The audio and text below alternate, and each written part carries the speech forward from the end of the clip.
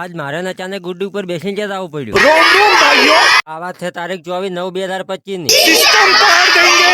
અમે નચો ભેળા થઈને ગુડ્ડી ઉપર બેસીને થઈ ગયા રવાના. હવાના સેવા તો આજે તાલીપુરા પણ હતા ગરબા નતા ચાલુ છે એટલે અમે નચો ઉભા વાતો કર. વાતમ તો અચાનક કીધું અચા ગરબે રમવા આવું થાય તો કે ભાઈ આપણા માથા અંબાલ નથી શરમ આવે કોક ભાડે તો કોક ભાડે. એના પેલા તો અમારા અચાનક એવડા બધા ફોલોવર ભેળા થઈ ગયા ને અચાનક તો હતો ના ઉપાડી લીધા. હું કીધું અચાનક એવડો બધો ઉલાળો મત અચાનક કોથળા ઉતરી જાય કોણ થડાવશે એમ કરીને ઉતાર્યા ને અચાનક કે ગરબો રમવા લીધા હોય.